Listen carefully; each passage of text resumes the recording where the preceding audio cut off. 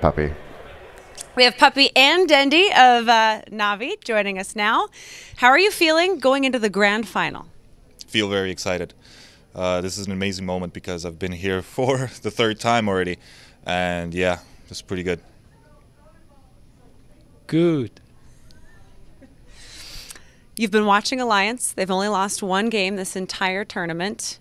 Does that affect your mental state, your mental awareness going into this, or are you just more focused on your game? We have some strategies to use against them. Yeah, they're very fucking good, and I do want to play against them once more, and this is pretty much what's gonna happen. So they're the best team in the world right now. Good. I am never going to engage Dendy in a staring contest in my life. You can do it. Really? Oh, I don't think so. I'm watching this happen. Clement Ivanov, Puppy, Estonia, Tartu. Alexander Dashkevich, Khvost, Kiev, Ukraine. Kurozale Takhazomi, Kuroki, Berlin, Germany. Gleb Lepatnikov, Fanik, Kharkiv, Ukraine. Данил Шутин, Dendy, Lviv, Ukraine. Navi's third finals, and still time for fun and games, it seems, there with Dendy, and they are a team that stay in very high spirits, but also because of that they always believe that they can come back in bad situations and bounce back, and really that's why they're in the grand finals. They are the bounce back team of the tournament. What do you guys make of them? If someone new is watching Dota 2 right now and doesn't know who Navi is, how would you describe them going into the grand finals? I mean, as you were saying, they're the most tenacious team, and they're so experienced that they know that if they just have fun with the game, they're still going to win the game. And that's what we saw last year. They had a terrible group stage run. Then they came into the tournament. They were like, how do we counter Naga Siren? They picked up the Juggernaut and started working wonders with that lineup. This tournament, we see them picking Potch and winning important games with it, very important games. They've picked some very out-of-the-box lineups, and they just seem to enjoy the game much more than some of these disciplined teams do. They certainly don't like discipline, and I think they're really good at just they lose the first game in the series quite often, but they're really good at just resetting and just focusing on the game, not getting emotionally disturbed and letting their morale get affected. Bruno, Bruno, Navi in a nutshell. Heart. I think that's the only word. These guys play with heart. They do not play with their brains. All right, well, let's introduce their opponents then, and we'll see what they'll be playing with. It's Alliance to the grand finals. We have Ake and Loda with Alliance joining us now. How are you guys feeling going into the grand final? It feels great to be in the grand finals, to be able to play this. It's like we couldn't dream of this, so it feels great. And you guys have played together for so long, so how does that feel coming into this as friends even? Yeah, it feels very awesome. It's always good to have Ake at your side. It makes me feel comfortable and no pressure and everything like that, so it feels really great. I'm assuming you've been watching all of the matches. What did you think of Navi's comeback in that last one? It was a pretty sad turn for Orange, but at the same time I was so impressed by Orange's plays throughout the whole week. They lost the first round in the winner bracket, and then to come all the way that they did, I think they should be so proud of what they have done. Yeah, all the teams have been so fun to watch. Good luck to both of you, and you've taught me. I know we're not sending it back to James, but this is what I would say in Swedish if I were. Tillbaka till det, James, right? That's very good. Sure. Henrik Amberg, Admiral Bulldog, Trollhättan, Sweden. Joachim Achterhall, Aki, Gothenburg, Sweden. Jerry Lundqvist, EGM, Sweden, Västerås. Jonathan Berg, Loda, Gothenburg, Sweden. Gustav Magnusson, S4, Stockholm, Sweden. So there we have it, Alliance, the team that have performed, impressed, and still the team to beat going into the grand finals. Admiral Bulldog, S4, Ake, EGM, and Loda. Not a weak link, not a weak play, not a weak strategy. They haven't really shown weakness at all over the tournament, and they can take this. This is theirs to win. This is a big storyline for the boys from Sweden, and it's Navi again are going to have to try and stop them. So it looks like we're going to be ready to go into the game, guys. So I'm going to have to ask you, who's going to take map 1 and why? Who's going to come out strong straight from the get-go? I think Navi's going to come out guns blazing and actually take game 1 from Alliance. they're too locked down in their playstyle right now. So and Na'Vi knows how they play, so they're gonna come out and maybe take game 1 and surprise Alliance, and then Alliance is gonna gain their composure for the following games. I think it's going to be Alliance. Na'Vi, they lost 2 games with Wiz. They gave EGM Naga Siren twice. It just doesn't seem like their draft is really strong. Maybe as the series progresses, they'll be able to adapt more to how Alliance plays, but they haven't faced them enough, I don't think, to take the first game out strong. I had one fan from each team trying to bribe me with swag, so that I would say either Na'Vi or Alliance. So I'm going to take both at the same time. So I have from the Alliance guy this, from the Na'Vi guy this. This looks really weird. And I'm going to go with both. Just setting trends. All right, Bruno. We're going to have to get you off camera for multiple reasons to the quality of the show. But either way, it's about to get good because this is going to be the grand finals, guys. It's going to be map 1 against Alliance and Na'Vi. Losing my words. Bruno, please put your hat back on. It's all good. So over to LD and Lumi. Take it away for the grand finals.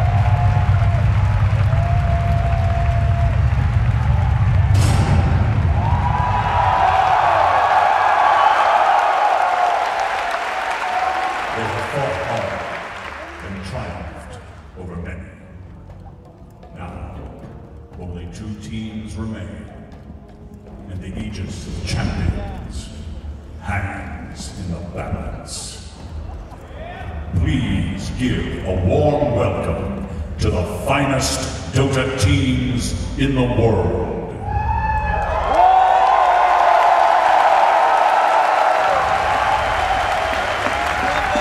Hailing from Sweden, the only team to go undefeated through group stage, entering the grand finals for the first time, Alliance.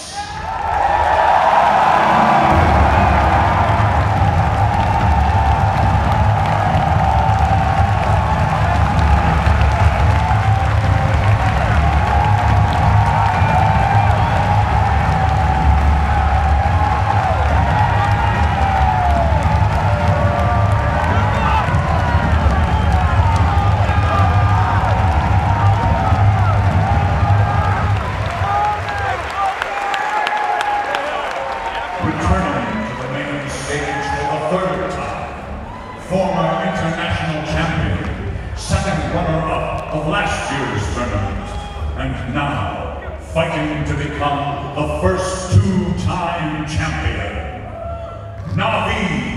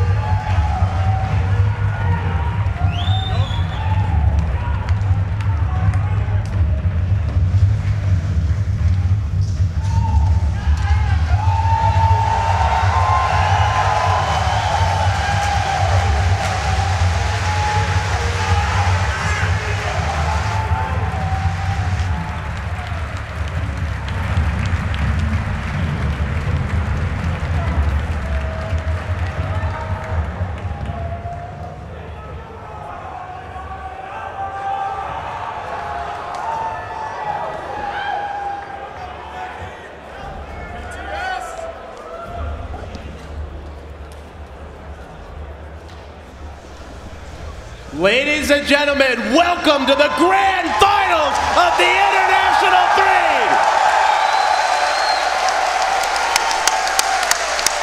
Na'Vi versus the Alliance. The Alliance yet to drop in a set in the entire main event, undefeated through the group stage, but Na'Vi returning for the third time, looking for their second championship. This is truly a David versus Goliath situation, and when you say that Na'Vi is the David, nobody will believe that they are the 3 times returning to the grand finals, but I'm not sure who they're going to take it. Alliance looked just undefeatable in that last match against Na'Vi. Took them down 2-0, did it in style. Na'Vi, though, they battled back. They got knocked down to the loser's bracket, and where there was a will, there was a way. Unbelievable performance against Orange, and here they are. They've got another crack at it. It'll be a straight best of 5, no advantage. If anyone can find a way to beat the Alliance, it probably is Puppy. It's Puppy's been playing some crazy strat. We see what they did in TI2, the Naga Siren, the Enigma, the Darkseer combo. That was it. Nobody broke that strat. Na'Vi was the first team to do it. They rose to the grand final because of it. And now, within the grand final, they need to do something special. Puppy needs to find a way because the Alliance are the heavy favorites right now. Yeah, I mean, arguably the most creative and innovative captain in the history of Dota 2. He's come up with so many strategies, and we've seen everything from Na'Vi at times in the past. This tournament, they have not, Puppy's actually said they haven't shown their hand. He said they've been hiding strats, so we're going to have to find out if those hidden strats are going to work. Because the Alliance, it's been mostly the same strat every single game. Sometimes different heroes, they've shown versatility in picks, but if it ain't broken, Lumi, why fix it? Same strat, but can you beat it? You know it's coming. The scary thing is Alliance, like you said, is playing standard, and if they drop a game or maybe 2 games, they're bringing out their strats. Yeah, let's not forget, this is the team that did the level 1 Roche. Prophet suicides the Roche, you bait the enemy team in, then you wipe them. They did the fake Roche where they pick her, so they pick Wisp, they wrap around, they smoke gank you from behind. I mean, if anyone can be creative here, it is going to be the Alliance. And Na'Vi likes that Radiant side in general. They've normally been going for it, so if they do get it again, well, then the Alliance maybe pulls something out of the hat. Very likely, we could see that this entire series, we're going to have Na'Vi's going to play the entire Radiant side, and we're going to see Dire being handled by Alliance. But I really think that, you talked about the Roshan strategy. I think that's going to be huge. Don't forget the level 1 TP Roshan from Alliance. Yeah, there's so many options, and I think one of the most interesting things about this matchup is the way the last series unfolded, where you saw Alliance not banning Wisp when Na'Vi had first pick. They gave away Wisp, and then they took it down twice. So if Na'Vi have first pick again, they have a tough choice, right? Because if you're not going to pick Wisp with the first pick, generally what we've seen is you ban it out. And that's how Alliance has taken advantage of a lot of the Chinese teams who don't run Wisp particularly well. So if you don't take it with the first pick, then Alliance can get Wisp and another hero with the second pick. So Na'Vi, they have to be a little bit worried about that. Could factor into their mentality coming into this game. For those you guys that are just tuning to the Grand Finals and wondering what is Wisp, why are we talking so much about the Wisp? Wisp is often considered as the most broken hero in the current Dota game. She makes it, she changes the game. She changes the complexion of the game. It's like in professional American football, if you have a Randy Moss, a player who is a threat to score a touchdown from 100 yards out on any given play, you have to play a fundamentally different style of Dota. So whether Wisp is banned or not, whether Na'Vi picks it or not, just the way that last series went, has to have an effect on how Na'Vi chooses to draft. If it's not strategy, it's definitely confidence. You're giving away the best hero in Dota. You beat them cleanly in a 2-0 sweep. I'm afraid for Na'Vi. Game 1. We're loading in now. Are you ready, Lumi? I am, although please refrain from the football jokes, because I'm not following you there. I ain't joking with you. We're straight up here. All right, let's go. We're jumping to the draft here. Na'Vi is going to get the Radiant side. Alliance on the Dire. Of course, I am Luminous and joined by my main man, LD. Are you ready? I am. It's game 1 of a best of 5. Winner takes home $1.4 million. The loser, just a little over 600,000. The bans will now come out. So far, Na'Vi removing the Chen. Puppey definitely plays a good one, but Ake has really been on the ball. They'll ban out the Chen. The Alliance removes the Havos Lifestealer. Still Wisp in the pool, still Batrider in the pool, and let's not forget Alliance is on the Dire side. So if they want to do some either level 1 roast strats or just make Na'Vi think they are, they definitely have that option. Well, we'll definitely see level 1 Roshan if we see some kind of awesome weird hero like Ursa, but we'll table that discussion for a bit and focus a little bit about the bans here. Do you give away a Batrider? Do you give away Wisp? Do you leave both of those heroes in the pool? No, Alliance says, sure, you know, you have to pick. We're going to leave some OP heroes here. Yeah, they're basically saying it's your choice. Let's see what Puppey wants to do, and we're going to react to it. They have the comfort of being able to react. And now, well, it will be first pick Alliance here. Let's see, what are they going to go for with that first pick? I mean, this is a bold move for both Alliance and Na'Vi. They're saying, you know what, let's leave the broken heroes in the pool, and we'll play full-out Dota. And the tables have turned. It's Na'Vi's turn to give away the Wisp, and they're going to see if they can defeat it. They now go for a Batrider and a Visage. Now, we have seen Visage so dominant in the laning stage. Wisp, if she gets to level 6, the game changes. But Visage is one of those heroes that can just win the game before anyone gets to level 6. And now the Alliance will pick up the Bulldog Prophet. So they had their choice. They don't go for the Lone Druid. They take the Prophet instead. Now the difference between Lone Druid versus the Prophet here, both of Admiral Bulldog's really good heroes, that Nature's Prophet will gank alongside with the Wisp. We know that Na'Vi would like to defend their heroes, they like to defend their towers, and when you have a big clash, a chaotic fight going on somewhere on the map, Prophet is the best hero to join that fight with the spells, with his ultimate, of course with his right click. So I really like this pickup over the Lone Druid, who is a little bit less mobile as a hero. I gotta say, I'm having slight flashbacks to the International too, because right now Dendi and Havos are grinning their heads off. It reminds you of Light of Heaven in that epic game where they defeated the combo, the Naga, Tidehunter, as well as Darkseer. They've got that kind of grin on their faces now, so what's up their sleeve? We're gonna find out soon. Now the ban's coming forth. Na'Vi removing out Juggernaut, and then on the Alliance's side, a Weaver. What are they gonna ban next? I have no idea, because trying to predict these two masters of Drafter, S4 on one side and Puppey on the other, is going to be extremely hard. So far, all of these bans looks targeted and standard. And of course, Weaver targeting Havos, one of his best heroes. And I think Puppey is planning something. Yeah, he's at least trying to make us think he's planning something. Let's see if he actually is. It's always the mind games with him. As for S4, you've started with a Prophet as well as a Wisp. Now they're going to need some heroes that can fight. They don't have their they don't have the S4 hero yet for the solo mid role. We don't know what Load is going to play as a carry. What might they run in combination with this Wisp? Na'Vi ban out Juggernaut. There is still a Gyrocopter. We've seen that a decent amount from Alliance, and it's a pretty good early to mid-game fighting hero in combination with a Wisp. But what do you think, Lumi, Chaos Knight, Tiny, these are your go-tos. What are Alliance going to combo up with it? I think their favorite go-to hero for Alliance, at least, is going to be the Phantom Assassin. We saw that in the G1 LAN final. You park your PA, you park your Wisp in a safe lane. In fact, you can even go offensive with your Nature's Prophet and a Jungle Enchantress. Backstab ganks all day. So I'm predicting a Phantom Assassin. I'm predicting an Enchantress.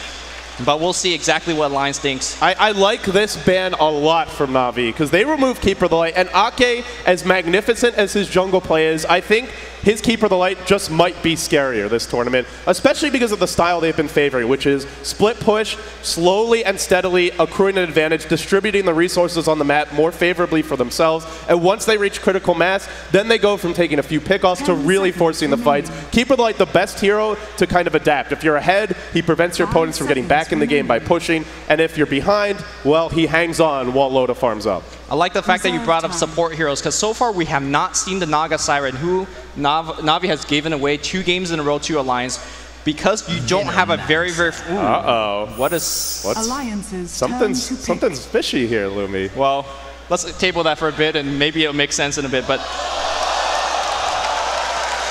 Yeah, the Venomancer has been snapped up, and the question is going to be, how does the Alliance look to respond? Does this phase them at all? Because we have seen, I think it has been Na'Vi in the past who've taken Veno early, and sometimes it just doesn't work at all. Yeah, it's a hero that doesn't have innate stun. He sure has damage over time, but it's very, very slow. So it gives you a great slow early on, but mid-game and especially late game, this hero does absolutely next to nothing. It does very little compared to the other options in the pool. Like, for example, if they wanted a Keeper of the Light later on, he's very useful. In some ways, even gets better. Venomancer, we have seen Hobos play this as a farmer. I don't know if it's something we'd see this game. We'd probably expect it to be either Kuroki or Puppy's hero, but now Alliance, a third pick Veno could throw you off. So how does S4 respond? Well, we're going to see a Gyrocopter so far here, just a very standard and stable hero. Vengeful Spirit immediately snapped up here. Look at the aggression from Na'Vi. I just want to point out that we do not see a traditional carry hero on Na'Vi's side just yet. Vengeful Spirit may be that carry hero. Venomancer may be that carry hero. Na'Vi, they've done this in the past. They farmed Venge in the past. They farmed Veno in the past, but I think Alliance has something up their sleeve. I think we might see something like a Spirit Breaker. Well, it's just my guess, but we'll see if they're going to... No, never mind. Take that back. Hold that thought. It's going to be an Ake Enchantress. They expect a lot of aggression from Na'Vi. When you see Venomancer, Visage, and Venge, these are 3 of the strongest level 1 supports in the game, and one of them will be farming. So a lot of burst damage, the potential to go aggressive trying and kill anyone, even a Gyrocopter. If he gets Galed and the follow-up is there for the Magic Missile, he is going to die. Alliance, though, Ake, I think he is, in the world, the best jungler to counter aggressive tri-lanes. We've seen Extinct, Puppy, fantastic gankers, fantastic at reacting, but Ake is really good at relieving the pressure on the aggressive tri-lane. So let's see if he can pull it off here. We expect Alliance to go defensive tri-lane, but the book is out now.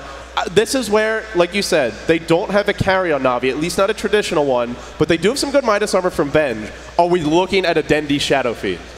That could be it. Shadow Fiend, so far you don't really have a disadvantaged matchup, but at the same time you're dealing with global TP, so you have to get the BKB as soon as possible. Dendi, the way that he plays the Shadow Fiend, he doesn't go BKB. They want someone mid, and they don't want Dendi to lose his lane, so they ban out the OD. Arguably the strongest 1v1 mid in the game, definitely in the top 5 there. This does pave the way for a Shadow Fiend, but Alliance have not tipped their hand either, and they're going to get a chance to counterpick if they want whatever Dendi's snapping up. So S4 might be able to match him blow for blow. There is a Queen of Pain in the pool. Looking at the other S4 heroes, does anything else jump out to you? No, Queen of Pain gets banned out as well, so S4 is also preparing for a very, very crazy pick for himself. He doesn't want to get countered in a sense by Na'Vi snapping up that. Are we going to see the return of the S4 Mag this game? Because that core is so strong if you get through the lanes. Magnus, Prophet, Gyro on the Dire side with the ability that the Alliance has to just get their jungle ultra stacked. It's a bounty hunter for Na'Vi. There is no clear carry on this team, and it's just all offense. They want to face rush the Alliance. I mean, question marks are up in the air right now. Are we going to see a Vengeful Spirit carry? Are we going to see a Venomancer carry? Traditionally, these two aren't really good at carry. You need a ton of items. You need a ton of farm. Is it a farming Visage? I mean, to be honest, any 3 of these heroes could get the farm in that lane. They can. But what we can expect out of this is a Batrider solo mid, correct? It's probably a Batrider solo mid, most likely the Funnick Bounty Hunter to the safe lane. Na'Vi, aggressive tri-lane is coming. How will S4 respond? Or it could be just a standard defensive tri-lane. I don't know. Like, this Na'Vi lineup is just so strange. We have never seen anything like it. I feel like they have to go aggressive here. You're giving up. If you don't go aggressive, we've seen what the Alliance do. Because not only are they farming a Wisp and getting a level 6, they'll stack the jungle for Loda on his Gyrocopter. They will even allow Bulldog to pull some camps to secure a really fast Midas. And it's a clockwork for S4. The draft is now complete. And it's going to be a Havos Vengeful Spirit as he selects a hero, unless we're going to see any swaps. Game 1, the Alliance versus Na'Vi, two titans from Europe. These guys, they've only met before on LAN once. And the last time they met, Alliance took care of business. They took down Na'Vi 2-0. Will Puppey, will Dendi, will the rest of this Na'Vi squad, Kuroki, Havos, Funnick, will they find a way? It's been a miraculous run for them. The Fountain Hooks we've seen as well in their last match against Orange, a bit of fate going their way. Can things continue to roll for them? Things continue, they have to continue to roll because they're not here just to say, you know what, let's go back to the grand finals for 600K. They have tasted first place, and once you get a taste of it, there is no going back. Nothing else will do. The draft now complete. It's time to get into it. Game 1 of the International 3 Grand Finals is now underway. $1.4 million and change to the winner, over $600,000 to the loser. On the side of the Alliance, yet to drop a set, we have S4, the captain on the clockwork, Loda, your Gyrocopter. EGM, the EO, will have a very quick pause, I hope. Ake on the Enchantress. And in the base, it'll be Bulldog, your nature's prophet. And on the Radiant side, Team Na'Vi, Kuroki the Visage, Havost, the Vengeful Spirit, looking like we might see a farming Venge. Dendi on the solo mid Batrider, Puppey, the captain on the Venomancer. And that leaves Funnick as your safe lane bounty hunter. The pause is going down now. Here we go. Back into game 1. What are you expecting, Lumi? I expect a lot of kills coming on this tri-lane. This tri-lane up top is going to decide much of the early game. Hold that thought. We'll have another pause here. So, I mean, we look at Na'Vi's lineup right now. They have track gold. They have supports that really get out of control if they have a good start, right? You have Soul Assumption. You have Familiars if you hit a fast level 6. Venomancer, if he's ahead, can just run anyone down. If Na'Vi gets ahead, it will be very hard for the Alliance to hold on to territory. It will be very hard to get their Wisp level 6, but if it goes the other way, if Alliance get a good start, they have the clearly superior late game.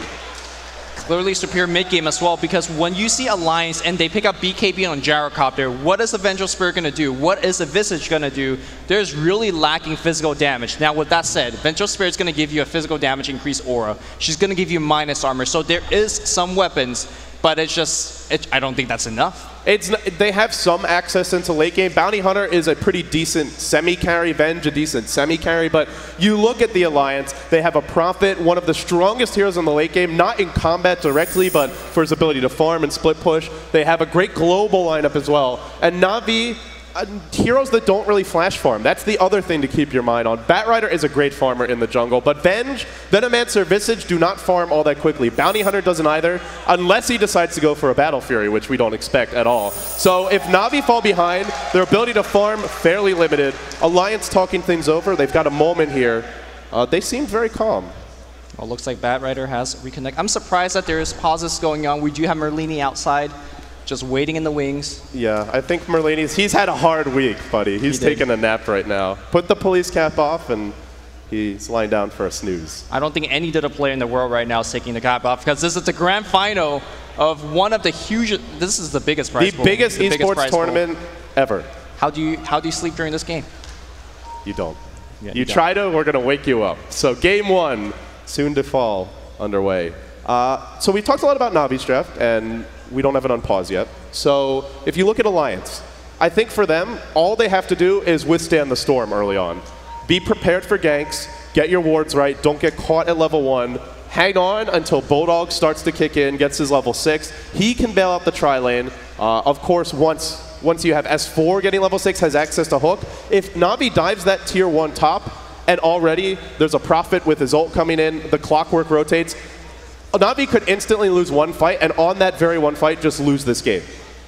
I completely agree. Although with that said, Vengeful Spirit as well as your Soul Assumption Visage, they have so much burst power that you can get that one kill and get back out. So that I think Na'Vi's going to use the speed of their killing to their advantage. Let's see, I mean, but back to your point, Clockwork as well as Prophet, once they make the TP in, that's going to be over. Yeah, it's going to be really hard. The only team to take a game off of the Alliance this entire tournament was Team DK. And they did it a completely different way. They did it on the back of Burning going out of control in his anti-mage. They did it on the back of a really strong 4 Protect 1 mid-game lineup where once anti-mage gets 4 or 5 slotted, you go and break their base before Alliance's superior late game can kick in while you have basically while you're at the zenith of your economic advantage. But I mean, are we going to see Na'Vi win with a completely different style? This is a radically different approach. It is different. At the same time, also somewhat similar to Game 2 with, during the winner bracket finals when they ran the TIE Hunter solo mid.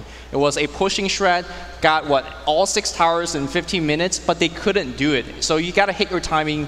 Very importantly, you got to hit it right on. And this is, to me, a timing kind of based lineup. You got to make sure you knock down towers early. You got to make sure you get a ton of kills early, and you got to focus Loda. Loda was able to free farm on Alchemist on both those games, and you just don't beat a free farm Alchemist. Yeah, Alliance has, and I think that's really worth talking about, is the contrast in these two teams. And we can start with the carries, because you look at Na'Vi, Havosta's fighting from like minute 5 to 8, and he never stops fighting. Constantly infesting Dendy as Lifestealer, constantly diving towers as Weaver, picking up kill after kill after kill. He's a lot of pressure early on. With Alliance, they asked Loda to perform a very different role. They say, Loda, we'll shoulder the burden in the early game. We will fight early, you will farm, and then later you will carry us. So it's a very different style for Na'Vi. And I mean, Loda's going to be on a hero that doesn't even fight for minute 5. Or rather, Havost. He'll be on a hero that doesn't even fight for minute 5. His hero is going to fight for minute 1. Yes. I mean, the big difference in this game, though, also for Loda is that he can fight at minute 5 because he has a Wisp. So look towards that mid game where a chaotic fight breaks out on the other side of the map, and Loda is going to join. And with that said, it means he could farm, he could fight whenever he wants, and that's the power of Wisp. And of course, I just have to remind everybody, Na'Vi gave it away. Yeah, I mean, maybe it's, again, they knew what they were doing, just like the Alliance knew what they were doing. Now, they knew what they were doing, and for the Alliance it worked. Na'Vi know what they were doing, but will it work? That's the difference here, and that's going to be the question.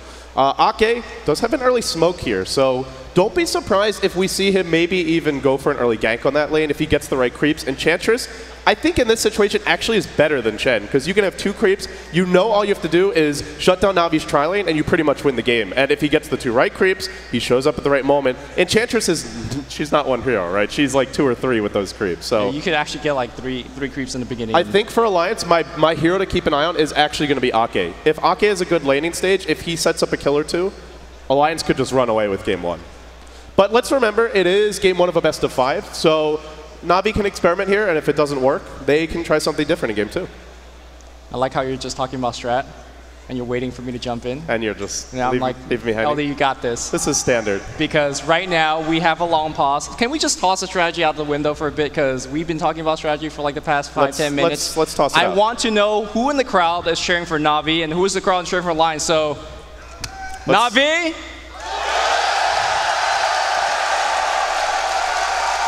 Is that okay? I was lukewarm. On the other side, of course, we have the Alliance. I think Alliance is... It was pretty close. Yeah. I think they're anxious for the game to start. Me too.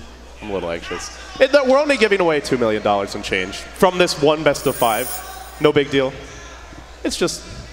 It's the biggest Dota games that have ever been played. This is somewhat nostalgic, like going back to your old Dota 1 tournaments, and there was nothing but disconnects.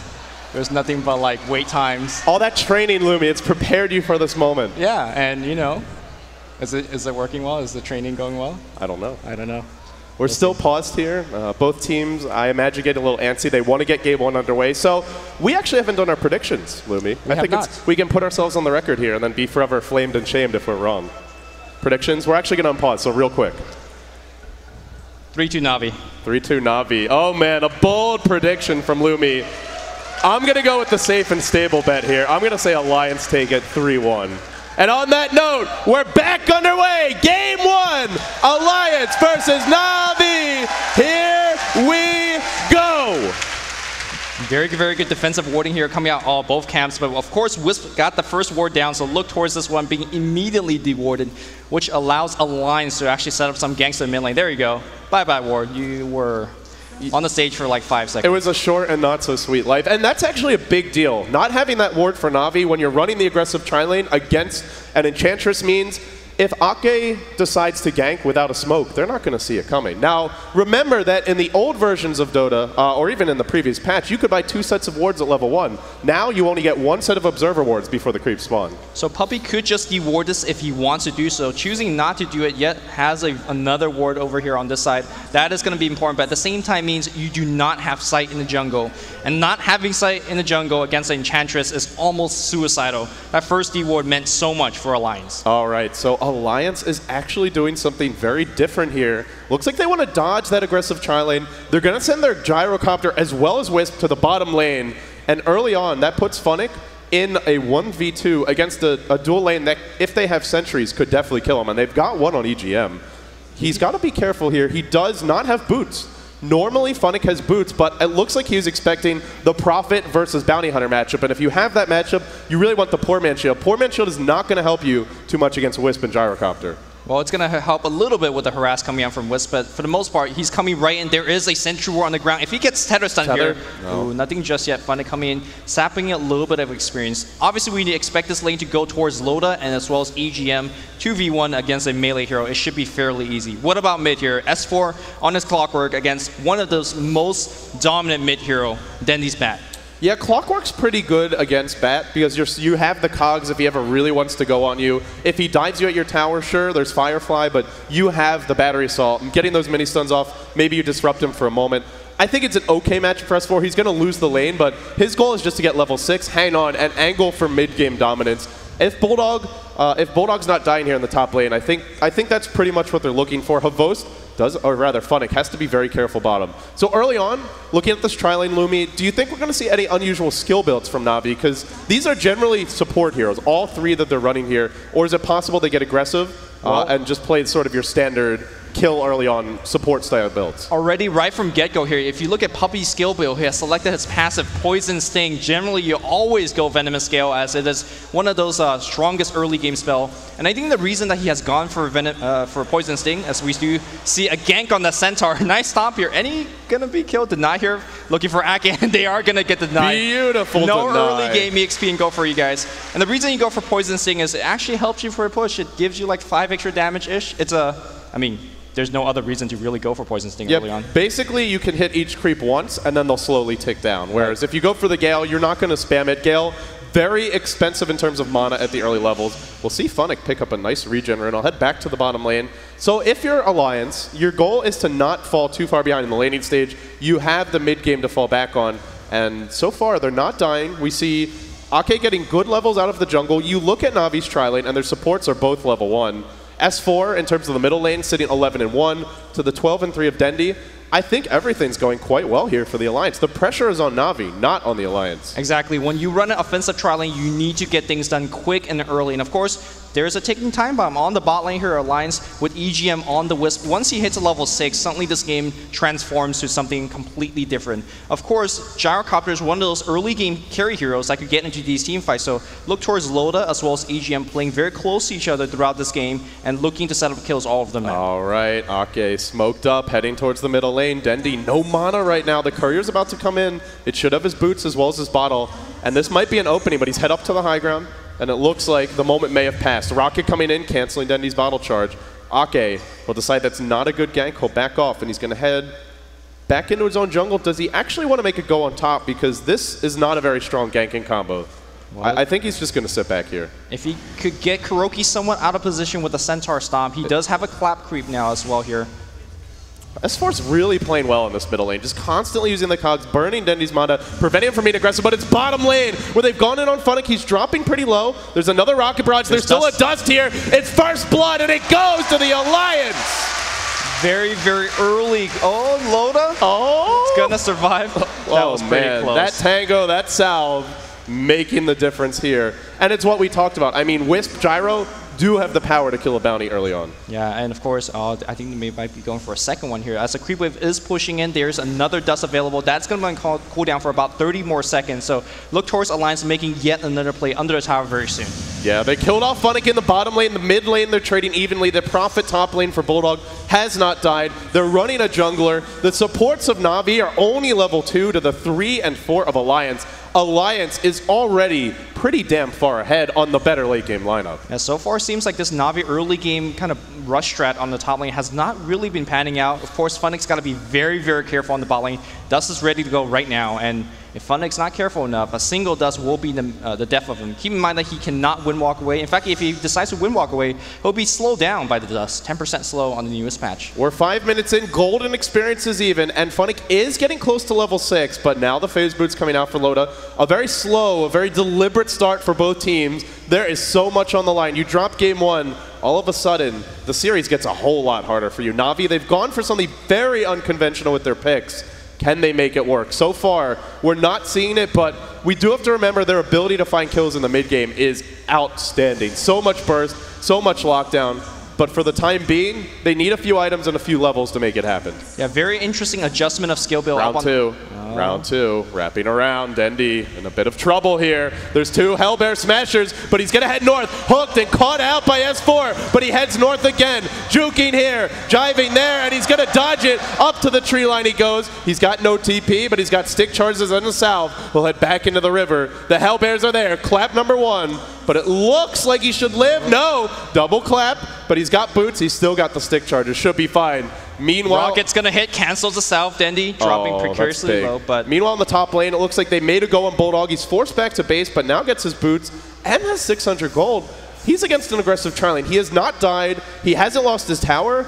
And he's not that far off of a Midas. Could have won by like the 8 to 10 minute mark. Yeah, this is one of the strangest pushing tri lane I've ever seen. I mean, if you look at their skill build here, you have 1 point into play work, so they are going to get a tower here. Ake trying to deny it with the creep. You also have Kuroki getting a point in early Gravekeeper's Cloak, expecting some kind of early game dive, but with a tier 1 tower going up down, I think we are going to see Puppey as well as Kuroki starting to make some rotation towards the mid lane.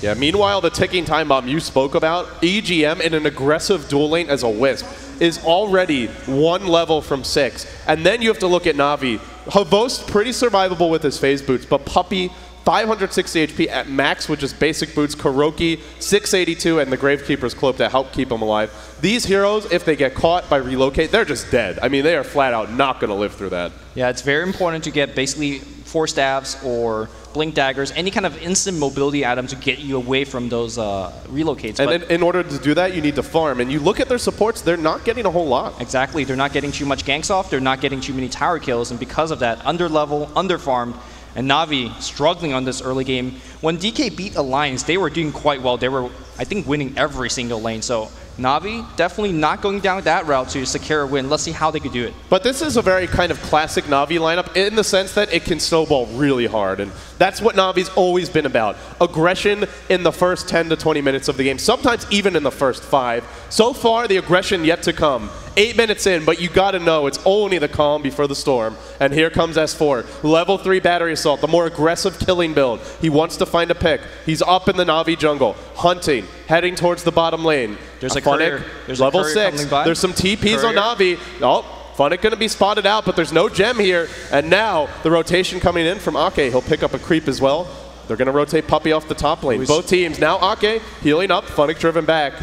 They're not going to find any kills yet, but with the dust that should be on the Wisp, yeah, there still is a dust charge.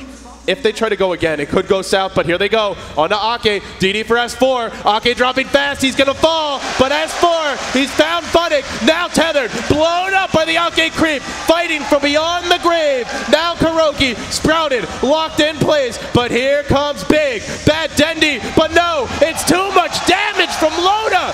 3-1.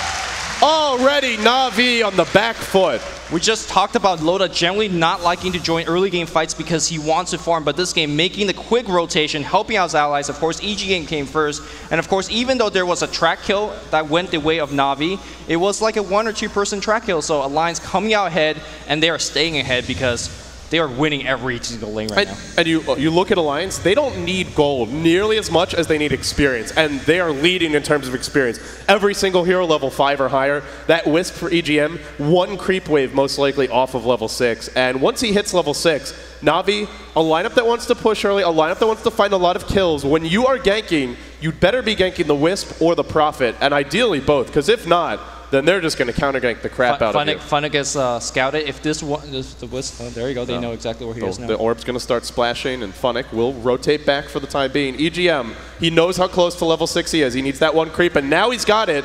So the threat of relocate, it's on the board. The Alliance, Lumi, they've weathered the storm through the laning stage, and you got to say, although to a new fan of Dota, this might look like a dead even game strategically, it's a huge advantage for the Alliance. Yeah, and of course, if you look at Navi's, the way they're playing right now, all 4 or 5 are hovering very close to the mid lane. They are losing out in terms of farm and experience. Meanwhile, on the other side, you have EGM and Ake in the jungle, just getting some tiny bit of a go experience. You have Loda just straight up farming up top. So I think the Alliance is getting a ton more out of the map. And it's really hard to make a dive on S4 in the mid lane. He is so tanky, almost at 1200 HP with a full magic wand charge. There is no way they're going to get a kill on S4 without committing 4 or 5 onto him. Yeah, they have to blow a lot, and I think it's worth it to blow a lot if you can secure a kill. But if you go on S4, then that's where relocate comes. The Prophet ult now online for Bulldog. They have to dive those counter gankers, and even S4 is a counter ganker because all the towers are up aside from the tier 1 top. Na'Vi, they need to find a gank fairly soon, in the next 3 to 5 minutes, I would say, for sure. They don't have the Dendi Blink yet. It's a key item for the ganks to work. But while they sit back, Loda's rushing a BKB, and if he gets one, you look at Na'Vi, and you talked about physical damage and their lack of it, and that hasn't changed for me. Funnick just has a bottle, boots, a poor man shield. He doesn't have any damage items. Nobody really does. There's a little bit of damage coming from Havost, but if he gets a BKB on this gyro, Na'Vi are going to have a very hard time killing Loda. Yeah, Havost only gets that physical damage when he levels up and max both his smaller spells, the Wave of Terror as well as Vengeful Aura, but she's nowhere near the levels that she needs to be. Meanwhile, Bulldog just chilling bottom lane. Funnick, though, he's going to start here with the Janata, now applying the right clicks, but there's a Sprout on Funnick. He might be in trouble. S4's rotated in. No detection yet. Here's your relocate. They really want this pesky bounty hunter, and they'll find him. The Alliance, they got poked, and they bit back hard. Getting a free kill basically on the bot lane and not losing any kind of momentum anywhere else. There's no push in the mid lane. And perhaps we're going to see right Gale. into mid. Here we go. Okay, they're looking for 2. Oh, Hook to fly. They've caught Puppey as well. Callout's coming in. Dendi's down. 6-1. Alliance already out of control, barreling down the middle lane. This is looking bad for Na'Vi. We said in the early game drafting stage that if Alliance wins, just come out even. In the early game phase, they will just be unstoppable during the mid game. Not only have they came out even, they've done so much more. They're winning by the kills, they're winning by experience, they're winning by gold. Alliance is about to take a tier 1 tower. And how do you stop this? Going to go on the S4 on the mid lane. Tower is already dead and looks with a tether stun. Oh, Swap coming back in here. Can they get a kill on S4? They're blowing everything onto him, and they are going to get the kill. That was very important. A 4-man track kill. Funnick doing his work, and, well, Na'Vi finds something. Yeah, the one guy that really would have liked that extra 50 gold is Dendi, of course. He's getting closer to his Blink Dagger. He will have it soon.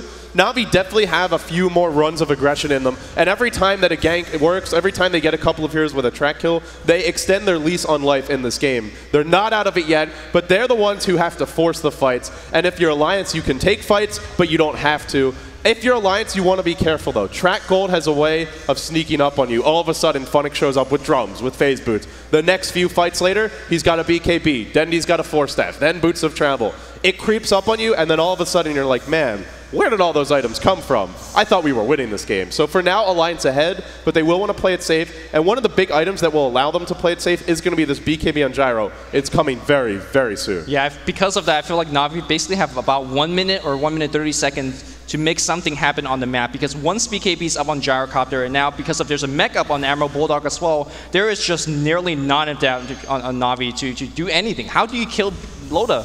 And meanwhile, of course, when you're not killing him, he's killing everybody else with the call down on max flat cannons.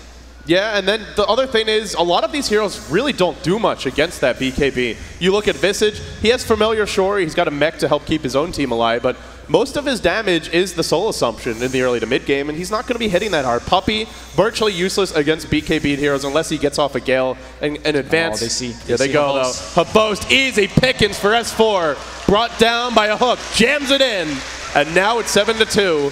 Havost, he's their one position player this game. I mean, you look at some of these other heroes, maybe they can carry the load, but he's really the only physical damage dealer, and that death, not going to help too much. Havost going for SMY, an item that gives you a little bit of something in all categories. It could be an Ag Scepter. That's the other possibility. Sure.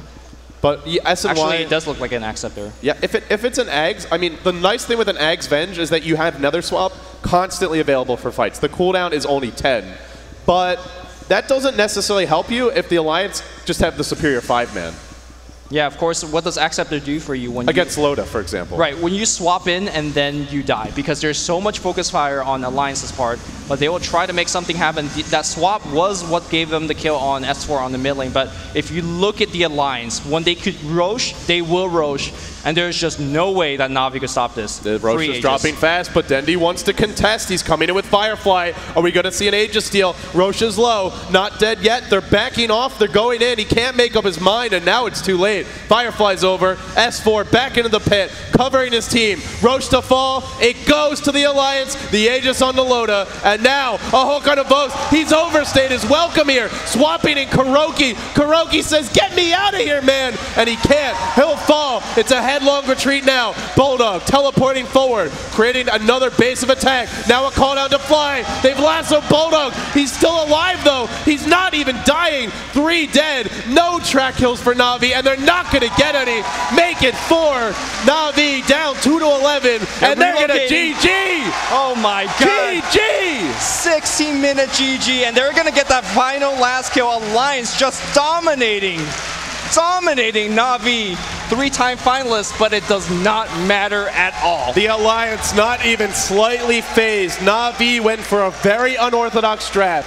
Very little access to late game. Heavy pressure on the laning stage. And the Alliance weathered the storm, took the advantage early, and they never looked back.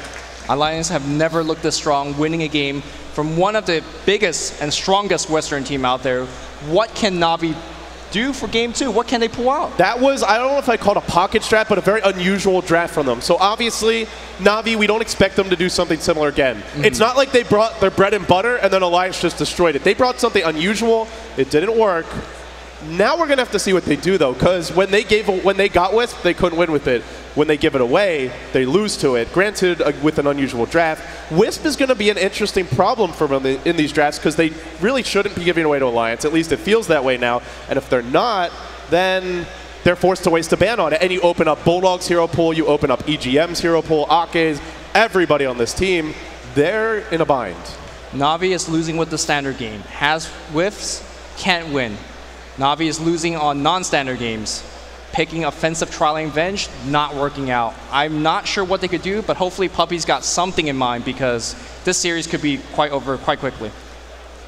And, I mean, we're going to have to see. Game 2's coming up. Alliance leading 1-0 in a best of 5. There's $2 million in change at stake. My goodness. They can taste it, man. They have come so far. And I mean, you look at this team, they had an undefeated run at the G1 League Land Finals. They traveled to China, they came, they saw, and they conquered. And here they are, again, not on their home turf, they're in Seattle, they're from Sweden, and all they're doing is winning games. They are winning games and winning it very, very convincingly. Absolutely. And it looks like, I guess we're going to be getting into game 2 pretty soon. So you look at the draft for this game, and it was very unconventional from Na'Vi, I think, to say the least. I'm waiting for a voice in my head to tell me.